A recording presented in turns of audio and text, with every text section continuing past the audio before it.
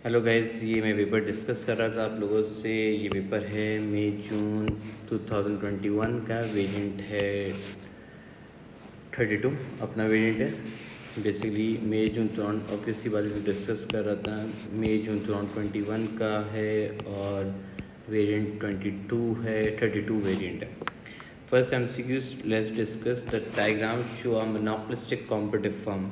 तो basically monopolistic competitive firm कौन सी firm होती है? द पॉइंट इज अगेन मैं ये इसके बारे में बात करूँगा। मोनोपोलिस्टिक कॉम्पिटिटिव फर्म वो होती है जिसमें कंपटीशन क्या होता है, बहुत ज़्यादा होता है।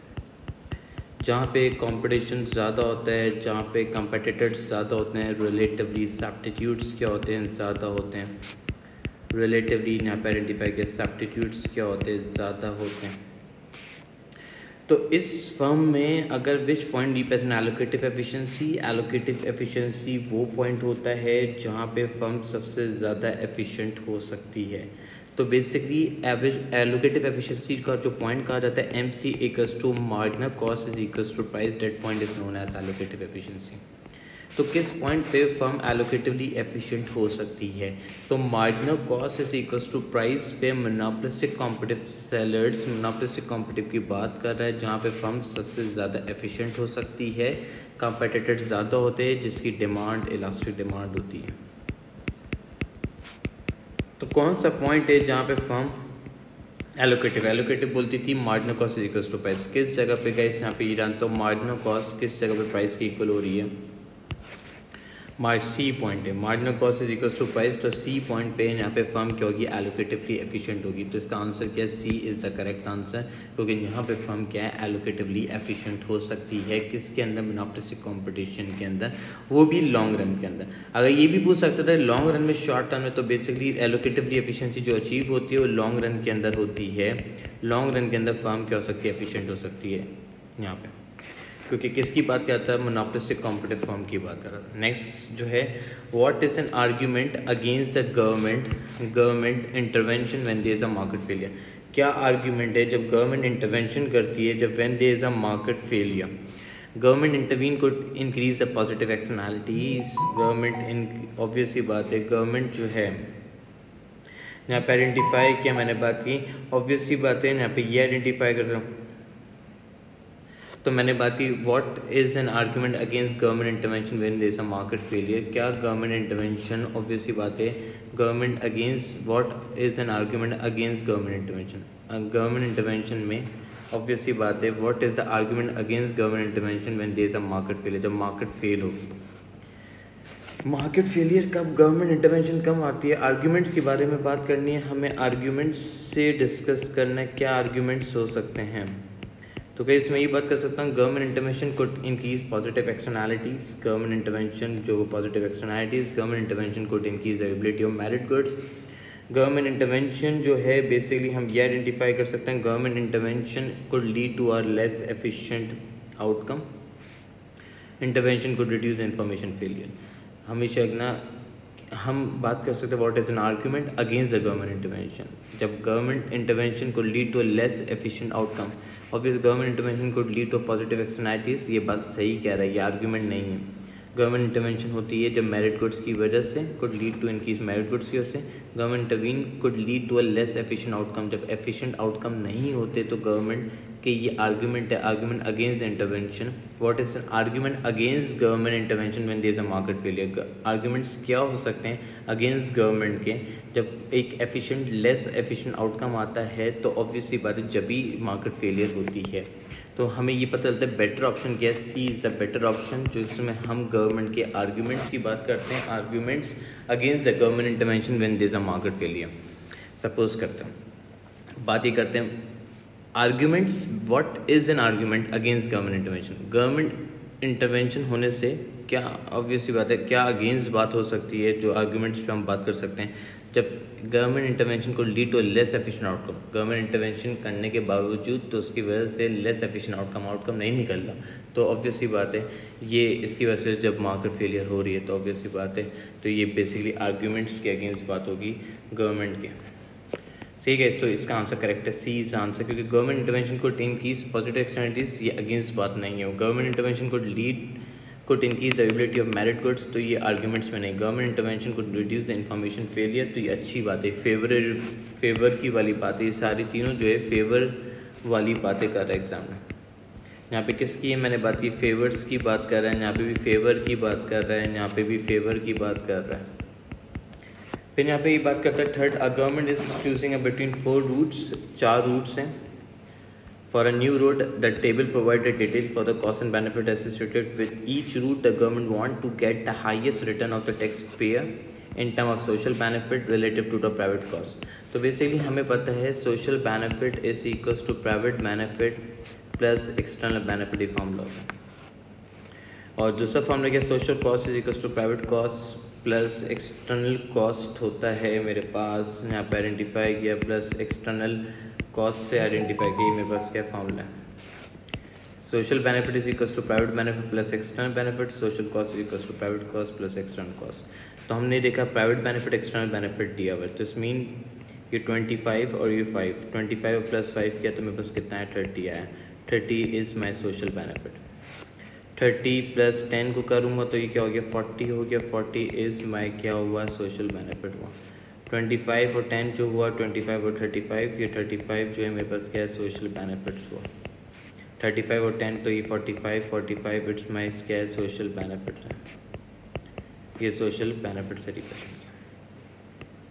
So basically social benefit. अब प्राइवेट कॉस्ट की बात कर रहे हैं। अगर हमने बात की सोशल बेनिफिट 30 जो है वो ग्रेटर देन क्या है, मैंने बात की अगर 30 जो है यहाँ पर आइडेंटिफाई को किस पॉइंट पे 30 जो है greater, 30 is greater than 20, this mean benefits are greater than cost private.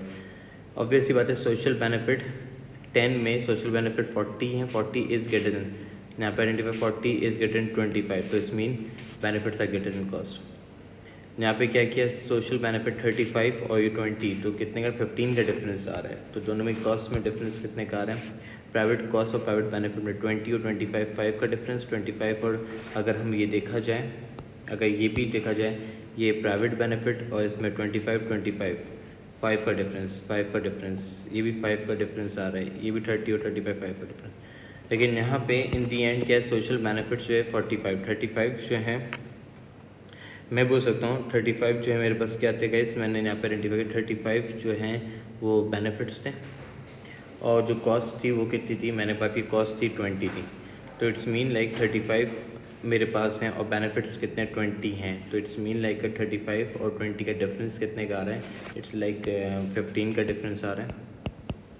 यहाँ पे 30 और 20 तो 10 का डिफरेंस आ रहा था, और यहाँ पे 30 और 40 और 25 तो इट्स लाइक 40 और 25 30 40 15 का डिफरेंस आ रहा है।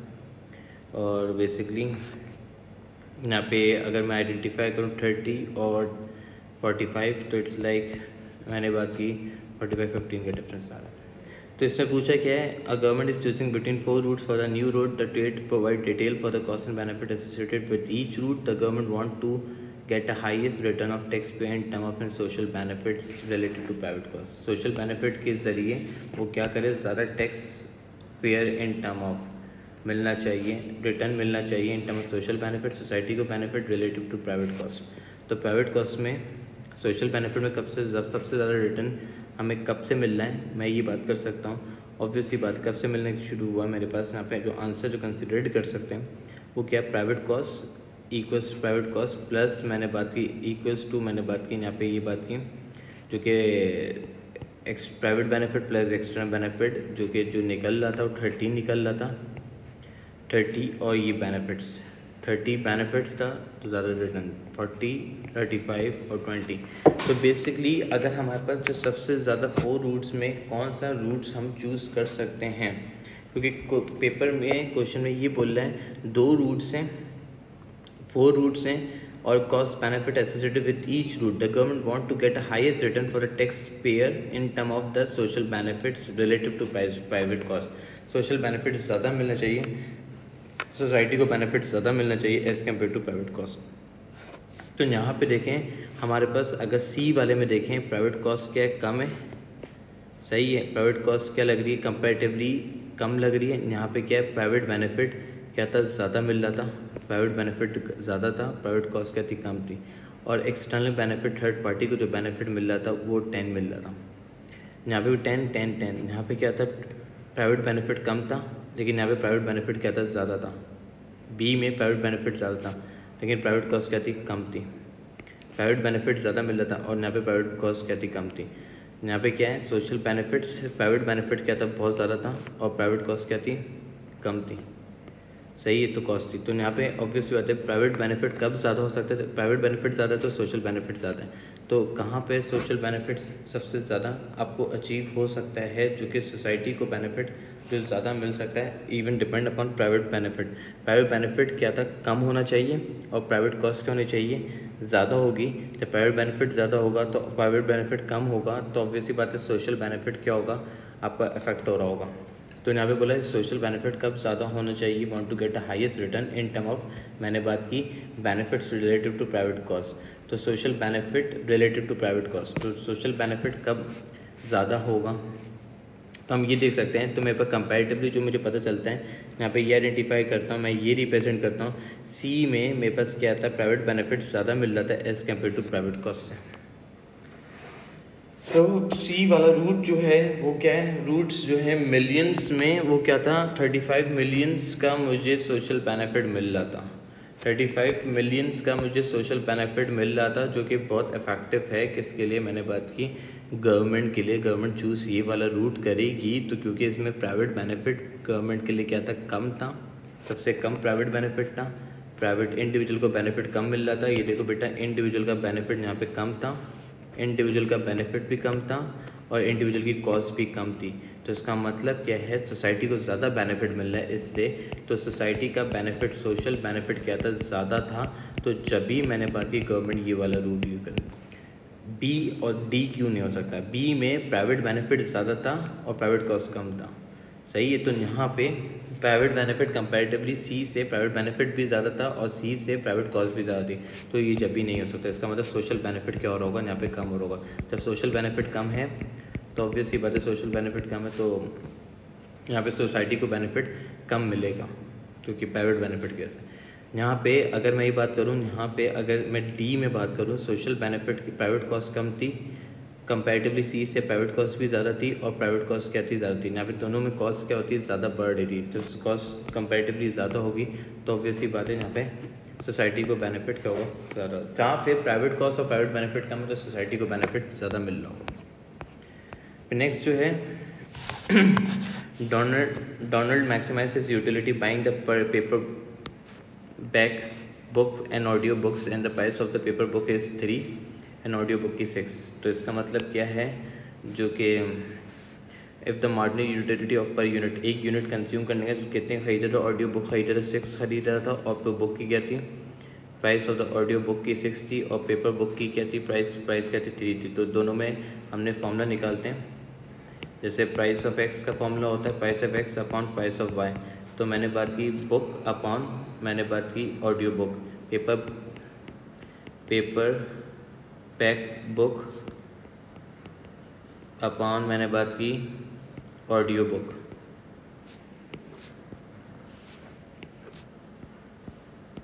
ऑडियो बुक की बात की तो क्या बात की, मैंने बात की ऑब्वियसली, और ऑडियो बुक क्या थे 6 अपॉन मैंने बात की, यहाँ पे क्या रिप्रेजेंट करता हूँ, अगर मैं ये रिप्रेजेंट करता हूँ, यहाँ पे आइडेंटिफाई करता हूँ, यहाँ पे ये आइडेंटिफाई किया audio book,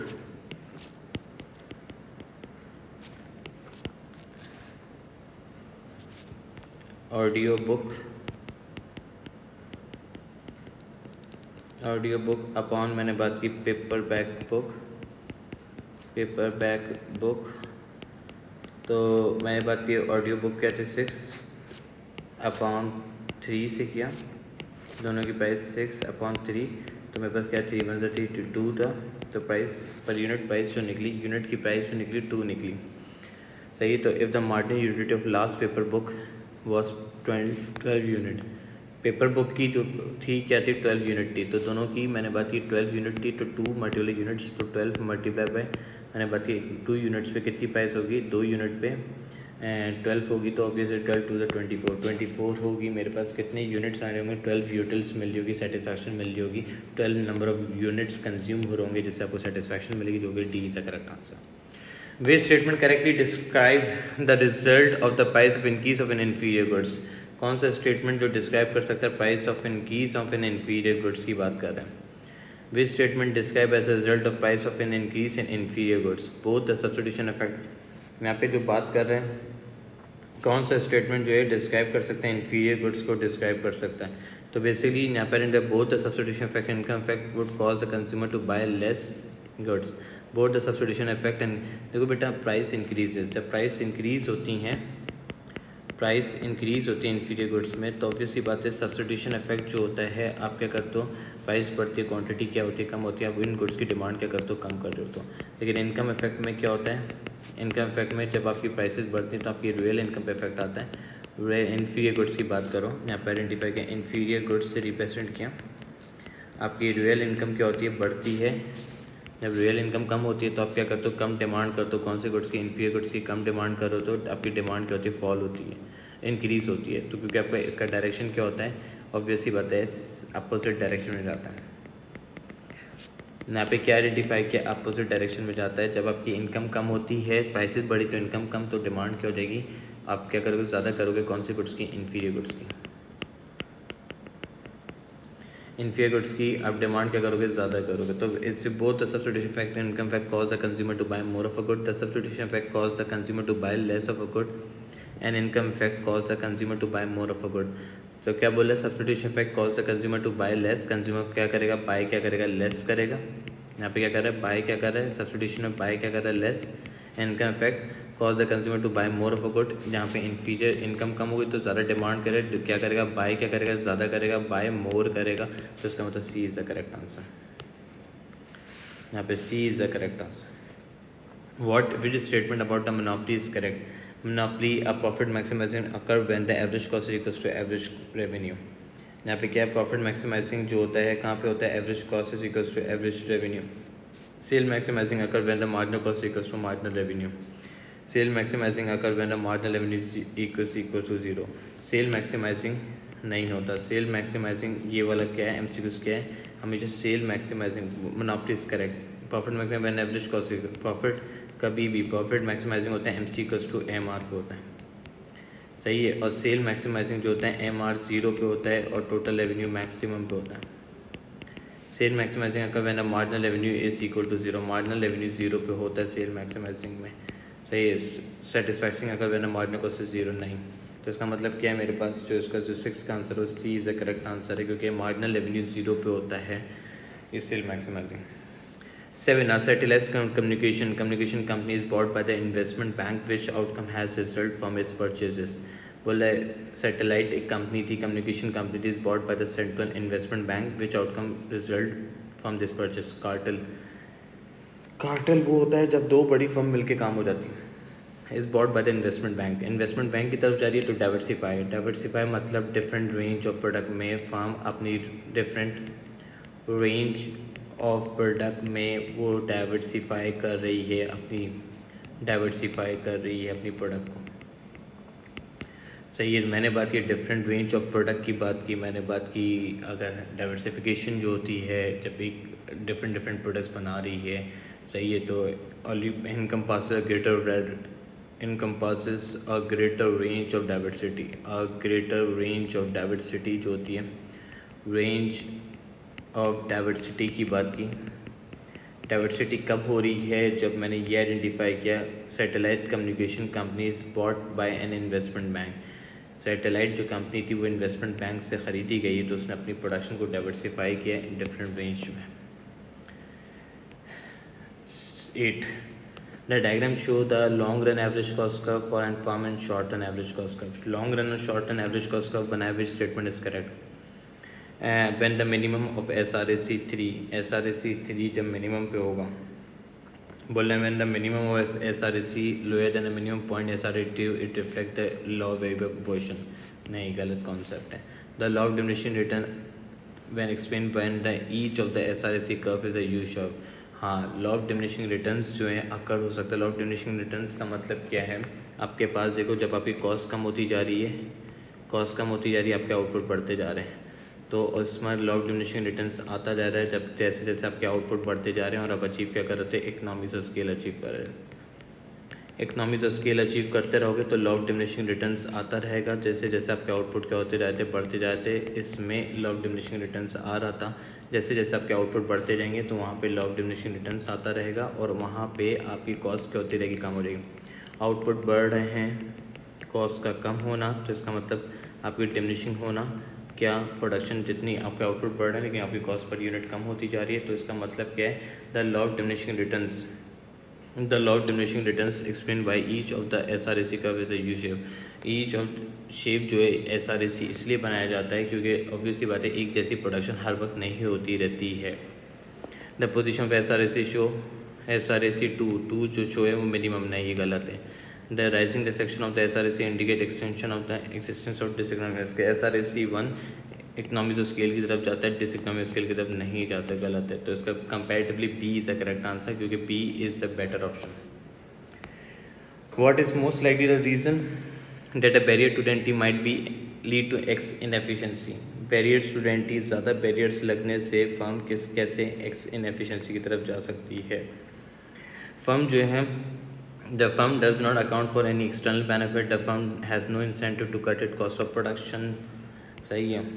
Apparently firm does not account for the any external benefit, जब external benefit नहीं मिलता है, does not take external benefit, firm has no incentive to cut it cost of production, the firm price is high, lead to excess efficiency का मतलब यही होता है जब फर्म को इतने इंसेंटिव नहीं मिल रहे जिसकी वजह से अपनी कॉस्ट कम कर पाए, जिसकी वजह से एक्सेस एफिशिएंसी की वजह से मार्केट फेलियर होती है। The market the firm price is set higher an average cost, ये भी बेकार, ये भी गलत। तो क्या द फर्म को कितने इंसेंटिव नहीं मिल रहे हैं तो अपनी फर्म कॉस्ट कम नहीं बढ़ पाए, जब भी तो मेरे पास मार्केट क्या होगी, फेलियर की तरफ जाएगी। तो इसका मतलब correct answer B is the correct answer. 10 the diagram show the long run, the diagram show the long run average cost की बात कर रहे हैं। Long run cost and revenue curve for the public sector monopoly, public sector monopoly की बात करें। The government decide to set a price that maximise the social welfare, government इतनी set करे प्राइस जिसमें मैक्सिमाइज करे, what will be the consequence of this decision. Government अगर set करती है प्राइस मैक्सिमाइज करने के सोशल वेलफेयर तो क्या इसका कॉन्सिक्वेंस हो सकता है, firm will experience economies of scale experience कर सकती है, क्या नहीं कर सकती, हाँ कर सकती है। डिसइकनॉमी ऑफ स्केल की तरफ जा सकती है फर्म, हाँ जा सकती है, लेकिन फर्म को लॉस भी तो हो सकता है। फर्म बी क्या, firm will make a loss भी हो सकता है, हाँ हो सकता है, यहाँ पे आइडेंटिफाई कर सकते हो सकता है। The firm will maximise profit, obvious सी बात है नहीं जा सकती क्योंकि सोशल वेलफेयर कर रहे तो लॉस पे तो कभी, प्रॉफिट पे तो कभी नहीं जा सकती। The firm will maximise the total revenue, maximise total revenue, दोनों गलत हैं। तो इसका मतलब B is a comparatively better option. तो फर्म लॉस की तरफ जाएगी क्योंकि firm decide the prices maximise करे, सोशल वेलफेयर पे करे, क्या कॉन्सिक्वेंस हो सकता है, इसके वजह से फर्म को लॉस बेयर करना पड़ेगा मोनोपोली की। फिर बोलता है 11 the information given the characteristic of market structure, the two leading brand told 60%, large firms, few smaller firms, price tend to be stable, they are the significant barrier to entry। तो कौन सा है, देखो हमेशा ये रखना बेटा, ये मेरे पास जो है, मेरे पास कौन सा स्ट्रक्चर हो सकता है, मैंने बात की जब यहाँ पे क्या आइडेंटिफाई कर सकता हूँ, यहाँ पे कौन सा स्ट्रक्चर हो सकता है। देखो मार्केट शेयर हाई होता है, मार्केट शेयर ज़्यादा है, मार्केट शेयर ज़्यादा है, एक बात तो ये बोली इसने। फ्यू स्मॉल फर्म, तो फ्यू स्मॉल फर्म्स कहाँ पे होती हैं, फ्यू फर्म्स कहाँ पे होते हैं, वो ओलिगोपोली में होते हैं। फ्यू फर्म्स, फ्यू सेलर्स जो होते हैं ओलिगोपोली में होते हैं। फ्यू सेलर्स जो होते हैं वो कौन सी इंडस्ट्री में होते हैं, ओलिगोपोली इंडस्ट्री में होते हैं। प्राइस स्टेबल होता है, हाँ प्राइस लीडरशिप क्रिएट करता है, प्राइस लीडरशिप एक स्टेबिलिटी क्रिएट करता है, डोमिनेंट होती है फर्म, सही। बैरियर्स ज़्यादा होते हैं, हाई बैरियर्स होते हैं, ओलिगोपोली हाई बैरियर्स। तो इसका मतलब भी कौन सा स्ट्रक्चर होता है, market high barriers to entry, तो इस मीन लाइक ये ओलिगोपोली स्ट्रक्चर है। तो इसका correct answer C is the correct answer. Next, the diagram show the firm in imperfection in it change it aim of from the profit to sale maximising, profit से sale maximising पे जा रही है firm, profit पे sale maximising पे जा रही है। प्रॉफिट मैक्सिमाइजिंग वाला पॉइंट कौन सा होता है, जहाँ पे M C equals to M R आपके सामने मार्क करता हूँ, M C A C equals to M R profit max. और ये सेल मैक्सिमाइजिंग वाला पॉइंट कौन सा होता है, जहाँ पे एम आर 0 पे होता है और टोटल रेवेन्यू क्या होता है, मैक्सिमम पे। विच type of the profit was it making each case, बोला कौन सा प्रॉफिट जो है हर केस में जनरेट कर रहा होगा। तो ऑब्वियसली बात है यहाँ पे ये आइडेंटिफाई कर सकता हूँ ईच केस पे अगर हम ये देखा जाए चाहे marginal cost equals to marginal revenue हो, हर केस में ये की प्रॉफिट जनरेट करेगा super normal profit, super normal profit, super normal profit, super normal profit mean मेरे पास क्या है, एवरेज रेवेन्यू जो है मेरे पास क्या होगी, ग्रेटर देन एवरेज कॉस्ट होगी, that is known as super normal profit. तो इसका मतलब complete answer D is the correct answer. फिर बोलते हैं in the various country the supply of public utilities such as water and electricity have been licensed by the government to a few private firms. Private firms से few private firm what should government do to persuade them these profit seeking private firm not to overcharge consumers, जहाँ पे overcharge नहीं करे consumer से, not to overcharge consumers, allow the private firm to merge a cred, जहाँ पे overcharge नहीं की जाए फर्म से। तो ऑब्वियसली बात है क्या बोला, all the private firms to merge to create a monopoly, नहीं। Appoint a regular body to regulate the supply set all the time, नहीं। Deregulate nationalise industries, nationalise industry से वहाँ पे वो to create a free market, नहीं नहीं नहीं। Enable customer to switch easily from one private firm to another, from one private firm to another. क्या बोलता है, वाई शुड व्हाट शुड क्या क्वेश्चन कहता है, what should government do persuade the profit seeking private firm not to overcharge customer से overcharge. जब customer switch कर ले एक प्राइवेट से फर्म से टू अनदर फर्म पे जाएगा तो प्रोड्यूसर कभी भी चार्ज नहीं करेगा, प्राइवेट फर्म प्रोड्यूसर कभी भी ओवरचार्ज नहीं करेगा।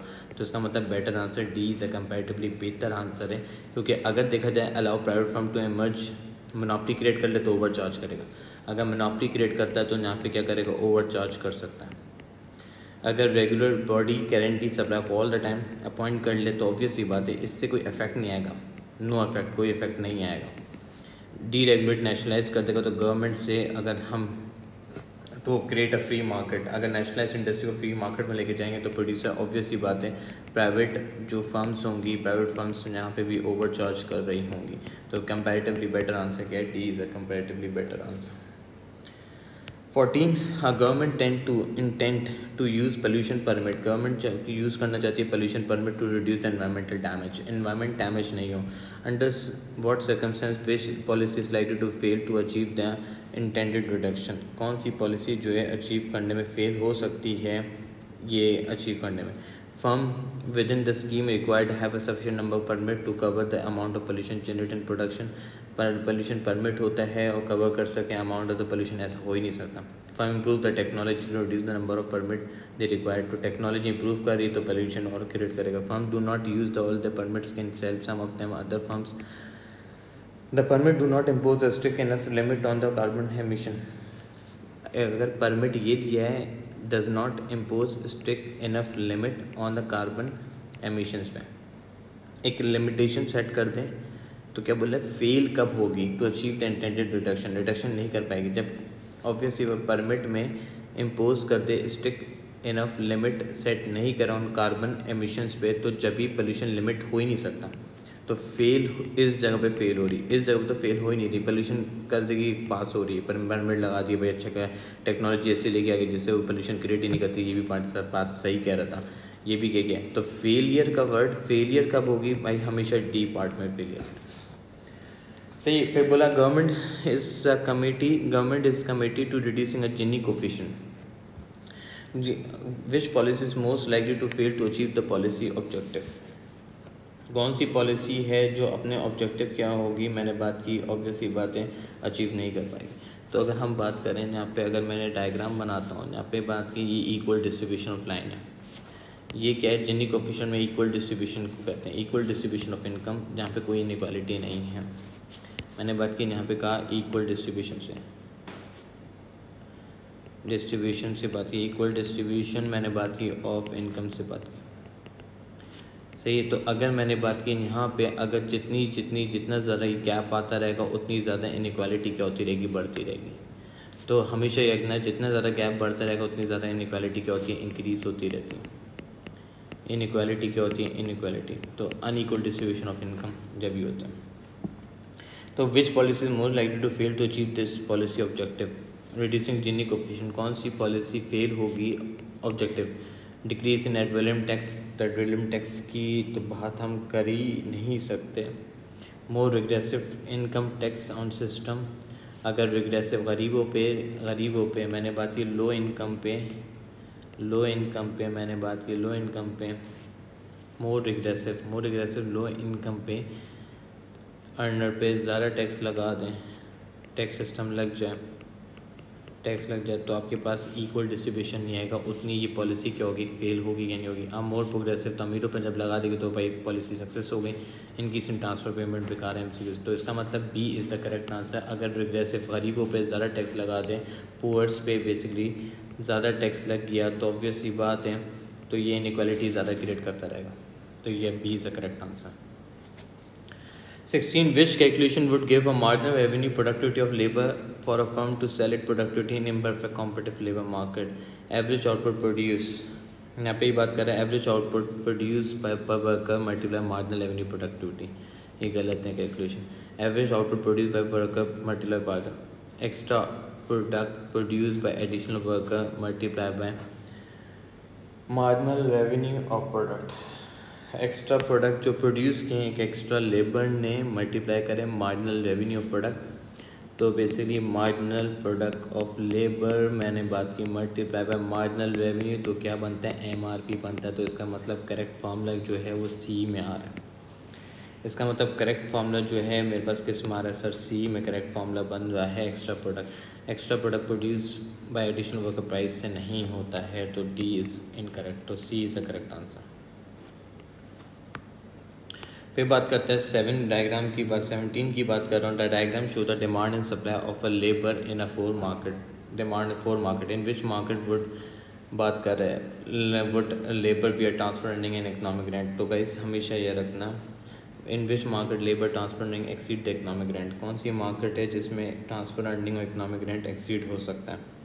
अगर देखा जाए ये मेरे पास जो है ये होता है ट्रांसफ़र अर्निंग, ये होता है इकोनॉमिक रेंट। ये मैंने बात की, ये मेरे पास कौन सा है, इकोनॉमिक रेंट, ट्रांसफ़र अर्निंग।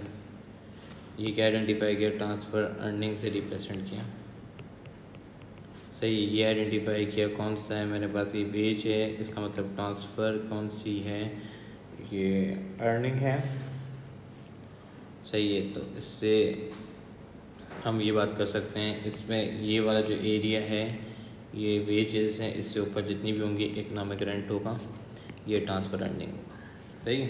तो व्हाट वुड मेक मैंने बात की, मेक की बात कर रहे हैं, transfer earning exceed economic rent, किस में डायग्राम है 1 2 3 4। अगर हम देखा जाए यहाँ पे देखा जाए वन डायग्राम को, अगर देखा वन डायग्राम में ट्रांसफ़र अर्निंग ज़्यादा है इकोनॉमिक रेंट के। ट्रांसफ़र अर्निंग क्या है बेटा, ये देखो ज़्यादा है, सही है। इकोनॉमिक रेंट क्या था, कम था। और कौन सी मैंने बात की, फोर्थ डायग्राम में देखे ट्रांसफ़र अर्निंग क्या है, बहुत ज़्यादा, इकोनॉमिक रेंट नहीं है। तो इसका मतलब क्या, ट्रांसफ़र अर्निंग एक्सीड कर रही है। तो क्वेश्चन में यही पूछा था मैं आपके से, transfer earning exceed the economic rent, तो इसका मतलब B is the correct answer. Which objective would not be suitable for a government, यहाँ पे बोला which objective would not be suitable for the government if there is a seeking the sustainable economic growth. कौन सा objective है जो कि suitable नहीं हो सकता इकोनॉमिक ग्रोथ के लिए, जब ऑब्वियस ही बात है द सस्टेनेबल इकोनॉमिक ग्रोथ हो। अचीविंग हाई ग्रोथ रेट में using the natural resources, careful management of the non renewable resources, effective protection of environment, wild life and landscape, meeting the need. Which objective would not be suitable for a government if not, अगर हाँ government के लिए कौन सा, achieving the highest growth rate by using all the natural resources. सारे natural resource आप use कर दोगे तो गवर्नमेंट के लिए इकोनॉमिक ग्रोथ तो हो रही है, लेकिन गवर्नमेंट के लिए बहुत बुरा लगेगा, क्योंकि गवर्नमेंट अपने सारे नेचुरल रिसोर्सेज सारी ग्रोथ में लगा रही थी, सही है। तो इसका answer A is the correct answer. What is the difference between a gross domestic product, gross national product. Gross domestic product जो होते हैं, जिसको हम कहते हैं फाइनल जो गुड्स हैं प्रोड्यूस होते हैं, प्रोड्यूस मैंने बात की, produce in an economy within a year में जो बनाया जाता है। ग्रॉस नेशनल इनकम जो होता है, ग्रॉस नेशनल इनकम का फॉर्मूला क्या है, जीडीपी प्लस मैंने बात की GDP plus net property income, जितनी बाहर की इनकम होती है प्रॉपर्टी इनकम जिसके अंदर आता है हमारे पास ग्रॉस नेशनल इनकम आता है। तो इसमें पूछा क्या है, कौन सा जो है मेरे पास ग्रॉस नेशनल इनकम जो इंक्लूड कर सकता है। मैंने बात की ग्रॉस नेशनल इनकम में क्या डिफरेंस है, सिर्फ एक डिफरेंस है, क्योंकि जीडीपी का फॉर्मूला इसका में जीडीपी आता है, जीडीपी इंक्लूड करते हैं। जीडीपी तो सेम चीज़ ये हो गई है, और नेट प्रॉपर्टी, तो इसका मतलब net property income from abroad जो है नया वर्ड है, जो कि C is a correct answer. Some individual seek to increase their sharing of existing wealth without creating the new wealth. This can be a problem in developing country. जो कि seeking to increase the share of existing wealth without creating a new wealth, this can be a problem in developing economies. Developing, what an example of this behavior? Increase क्या करिए existing of wealth without the creating new wealth, नई wealth नहीं लेगा, जिससे problem हो सकती है। Government official taking bribe, obviously बात है, a government official taking a bribe of the special treatment for the personal, मैंने बात की ऑफरिंग द ब्राइब, तो क्या ए इज़ अ कंपेरेटिवली बेहतर ऑप्शन है, क्योंकि ज़्यादा ऑफर जो है ब्राइब पे जो लगा रहा है as compare to personal offer जो है ब्राइब पे, तो इसका मतलब comparatively A is a better option. Next जो है व्हाट इज़, मैंने बात की what is the necessary include to calculate unemployed. Unemployed जो कैलकुलेट करने का क्या तरीका है, ऑब्वियसली बात है अनएम्प्लॉयड जो कैलकुलेट हो सकते हैं, every one of working who is not in employment, yes और नो, तो ऑब्वियसली बात है इसमें हम जो बात करेंगे नो की बात करेंगे। तो दोस्त of pension age who still work want to work, तो एम्प्लॉयड अनएम्प्लॉयड, तो ऑब्वियसली बात है वो अनएम्प्लॉयड में आएंगे। स्टिल वांट टू वर्क, काम करना चाहते थे। Part time employ seeking full time employment, तो ऑब्वियसली बात है वो अनएम्प्लॉयमेंट आ सकते हैं, कैलकुलेट हो सकते हैं, इनके ज़रिए कैलकुलेट हो सकती है। तो इसका मतलब क्या, मेरे पास क्या B is a comparatively better option. तो यहाँ पे बोला था diagram show the changes in the number of employed in 4 different industries in cities between 2015 से 2020 तक। तो बेसिकली 2015 से लेकर 2020 तक। What can be conclude from the diagram में क्या बात कर रहा है यहाँ पे, अगर मैं ये आइडेंटिफाई करूँ, यहाँ पे ये रिप्रेजेंट कर रहा है, डायग्राम जो रिप्रेजेंट कर रही है, ऑब्वियसली बात है फाइनेंस, मैन्युफैक्चरिंग, एजुकेशन कम हो रही है, मैन्युफैक्चरिंग गिर रहा था, फाइनेंस भी गिरना शुरू हो गया, एजुकेशन बढ़ रहा था, लेजर बढ़ रहा था, तो इसका मतलब leisure had the fastest growth in the employment, तो सबसे ज़्यादा ग्रोथ जो आ रही है लेजर के अंदर, सबसे ज़्यादा फास्टेस्ट ग्रोथ आ रही है, तो इसका मतलब B is the correct answer, जो कि लेजर के अंदर सबसे ज़्यादा ग्रोथ आई है। Growth rate in the employment level में 23 at the start of the year the production possibility frontiers of an economy PPF and economy is at point S. At the end of the year production possibility frontiers at PPF and the economy is at PT पे है economy, तो यहाँ पे identify कर सकता हूँ, यहाँ पे ये रिप्रेजेंट कर रहा है, सवाल ये पूछ रहा है बेसिकली, ऑब्वियसली बात है, कहते हैं which diagram show the experience actual growth not a potential. Actual growth कब होती है, पोटेंशियल ग्रोथ की बात नहीं कर रहा है। ये वाली डायग्राम किसकी है, पोटेंशियल की है, ये डायग्राम पोटेंशियल की है, तो मेरे पास ये एक्चुअल से पोटेंशियल की तरफ जा रही है, तो ये डायग्राम भी एक्चुअल से, मैं किसकी तरफ जाना है, एक्चुअल से पोटेंशियल की तरफ जा रहा हूँ, तो ये भी एक्चुअल पोटेंशियल की बन सकती है, ये भी पोटेंशियल की डायग्राम है, सही। तो मैं बोल सकता हूँ अगर मेरे पास जो पोटेंशियल ग्रोथ है, जो बेटर ऑप्शन है, एस से टी पे जा रहा है, एक्चुअल से पोटेंशियल की तरफ जब जा रहा हूँ, एस से टी पे जा रहा है, तो इसका मतलब क्या है, ये तो अंडर एलोकेशन पोटेंशियल की तरफ जा रहा था, लेकिन क्या हो रहा था मेरे पास, ये ग्रोथ की तरफ नहीं जाता, ये रिसेशन की तरफ जा रहा था। ये डायग्राम किसकी आई थी, रिसेशन की आई थी, पी सही है। तो ये मेरे पास क्या है, ए is a comparatively better option, जो कि पोटेंशियल ग्रोथ हो रही थी, एक्चुअल ग्रोथ मेरी हो रही थी, एक्चुअल ग्रोथ हो रही थी, यहाँ पे एक्चुअल ग्रोथ कंसिडर होगी, एस से टी पे जाना तो एक्चुअल ग्रोथ है। Page 24 government spending in economy increase 4000 will same time investment 1500, तो इसका मतलब क्या है, इन्वेस्टमेंट क्या थी, गवर्नमेंट स्पेंडिंग मैंने बात की, तो क्या गवर्नमेंट स्पेंडिंग प्लस इन्वेस्टमेंट, हम ये कहते हैं फॉर्मूला क्या है, अगर हम ये देखा जाए, saving plus tax plus import is equals to investment plus government plus export. तो इसलिए इन्वेस्टमेंट जो दी हुई थी कितनी की दी थी, 4000 की दी थी, गवर्नमेंट स्पेंडिंग कितनी की दी हुई थी, यहाँ पे दी हुई थी 1500, तो ये बोला फॉल की बात करता, फॉल का मतलब मैम यहाँ पे प्लस की जगह मैं माइनस लिखूँगा, तो कितना हो गया 2500 हो गया, सही है। तो ये कितना हो गया 1/MPS, MPS निकालता हूँ, अगर मैंने MPS निकालता हूँ, जैसे MPS जो कितना है 0.1, ये कितना हो गया, अगर मैं कैलकुलेट करता हूँ 1/5, अगर मैं 1/5 करता हूँ तो ये कितना हो गया 0.2, अगर मैंने बात की 1/10 किया तो कितना हो गया 0.1, तो ओवरऑल कितना हो गया 0.1 0.1 प्लस 0.2 प्लस 0.1, तो ये कितना हो गया 0.4। तो ये कितना हो गया मेरे पास 0.4 हो गया, 0.4 हो गया। तो इसका मतलब क्या, मेरे पास 2500 थे, तो मेरे पास मल्टीप्लाई कैसे निकालूंगा, 2500 डिवाइड में मैंने क्या 0.4 किया, 2500 डिवाइड बाई 0.4 किया। तो मेरी क्या पूछा, व्हाट विल बी इंक्रीज़ कितने से हो रही है नेशनल इनकम दीज चेंजेस की वजह से। तो मेरे पास 62,500 से नेशनल इनकम 6250 मेरी नेशनल इनकम क्या हो रही थी, बढ़ रही थी। बोल रहा है विच changes will allow the increase in economy money supply, कौन सी जो चेंजेस हैं जो कि इंक्रीज़ कर सकते हैं मेरा मनी सप्लाई को। मैंने बात की which allow the increase in economy money supply को जो बढ़ा सकती है, and outflow of a currency trade and capital purpose being an inflow. अगर आउटफ्लो ऑफ अ कंट्री जो है आपके पास यहाँ से आउटफ्लो ज़्यादा हो रहे हैं, इसका मतलब एक्सपोर्ट ज़्यादा कर रहे हो आप, एक्सपोर्ट ज़्यादा हो रहा है, और कैपिटल पर्पस और इनफ्लो और मशीन्स जो हैं वो क्या हो रही हैं, ऑब्वियसली बात है आप इंपोर्ट कर रहे हो, तो जिसकी वजह से आपका मनी सप्लाई क्या हो सकता है, इंक्रीज़ हो सकता है। Central bank instruct commercial bank to keep high ratio of cash deposit, नहीं हो सकता।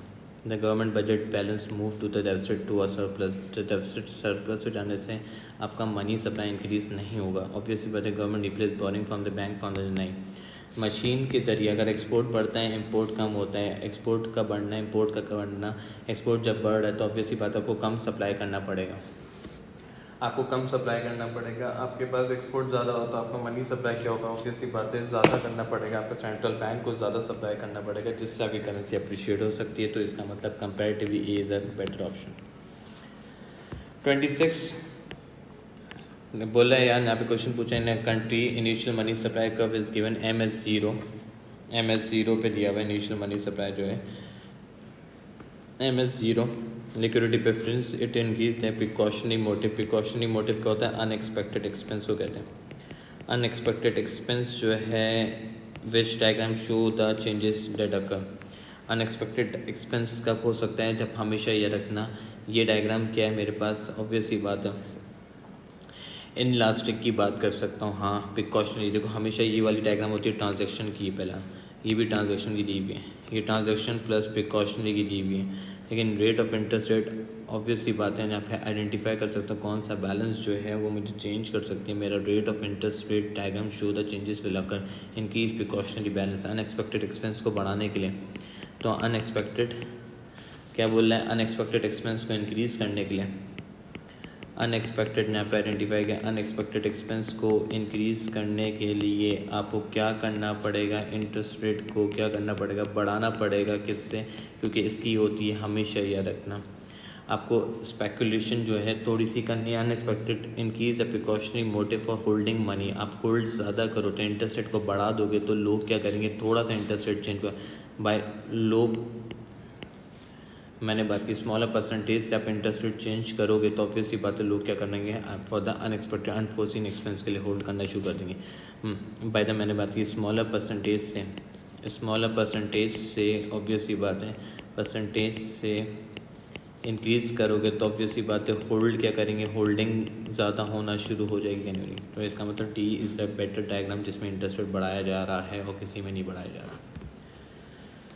सही है, ऑब्वियसली बात है। अगर मैंने बात की यहाँ पे आइडेंटिफाई करता है UK गिव्स कहते हैं अगांडेंट government to spend on school on one condition is that they must buy the material from the UK। कहाँ से ख़रीदें, ऑब्वियस बात है UK से मटेरियल ख़रीदें। Which type of aid does not take place, कौन सी, बायलैटरल मीन ऑब्वियसली बात है टू गुड्स होते हैं, टू गुड्स और टू कंट्रीज़ होते हैं जब भी आप ट्रेड कर सकते हो, टू गुड्स और टू कंट्रीज़। तो पूछा है इन इस that buy material from the UK, दो कंट्रीज ट्रेड कर सकते थे, लेकिन यहाँ पे तीन कंट्रीज का कंट्री नहीं था प्रोजेक्ट के जरिए टाइट के ज़रिए। लेकिन मल्टीलैटरल का मतलब थ्री कंट्रीज होते, तीन कंट्रीज़ के दरमियान ट्रेड नहीं हो सकता। तो इसका मतलब correct answer B is the correct. Unemployment is an economy increases, what is the probable consequence, unemployment का कॉन्सिक्वेंस क्या हो सकता है। Unemployment switch from direct to indirect taxation, demand pull inflation नहीं। अनएम्प्लॉयमेंट जो है increase in balance of trade deficit, increase in government budget deficit. सबसे ज़्यादा गवर्नमेंट जब डेफिसिट पे जाएगा तो अनएम्प्लॉयमेंट क्या होती है, बहुत ज़्यादा बढ़ती है। तो यहाँ पे अनएम्प्लॉयमेंट क्या होगी, सबसे ज़्यादा क्या होगी, इंक्रीज़ होगी क्या नहीं होगी।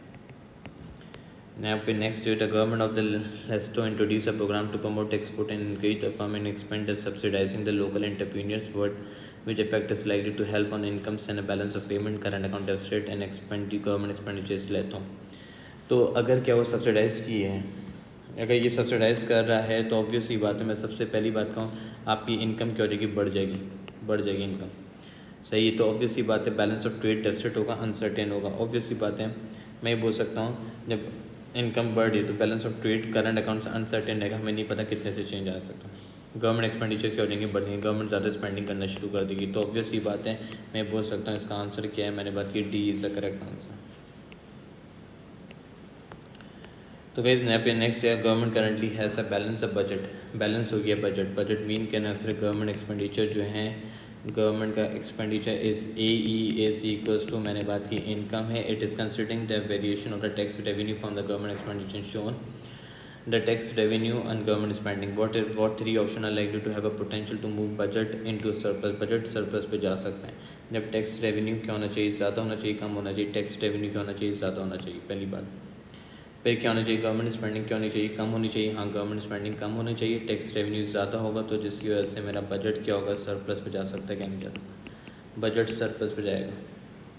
तो पूछा है कौन से कॉम्बिनेशन जो है वो ज़्यादा बेटर हो सकता है। डब्लू में बजट इंक्रीज़ हो रहा है, गवर्नमेंट स्पेंडिंग बजट इंक्रीज़ हो रही है, तो ये बजट डेफिसिट पे जा सकता, सरप्लस पे जा सकता है। सही है। और क्या मैंने बात की, रिड्यूस हो रहे हैं टैक्स रेवेन्यू, अगर मैंने बात की डब्लू हो सकता है, एक्स हो सकता है, मैंने बात की ये तो बिल्कुल भी नहीं हो सकता है। सही है, यहाँ पे क्या है टैक्स रेवेन्यू कम हो रहा है और ये दोनों रिड्यूस हो गए, तो ऑब्वियसली बात है इसका मतलब ये भी सरप्लस पे जा सकता है, कॉम्बिनेशन में बजट सरप्लस पे जा सकता है। तो इसका मतलब B is the best combination जो कि हम चूज़ कर सकते हैं। सो गाइज़ ये पेपर था, आई होप सो आप लोग को समझ आया होगा। कोई क्वेरीज है इसमें, कोई चीज़ समझ नहीं है तो आप लोग पूछ सकते हैं मुझसे, जो भी मसला है तो वो आप लोग पूछ सकते हैं, अगर कोई चीज़ समझ नहीं आई। ठीक है guys, thank you so much.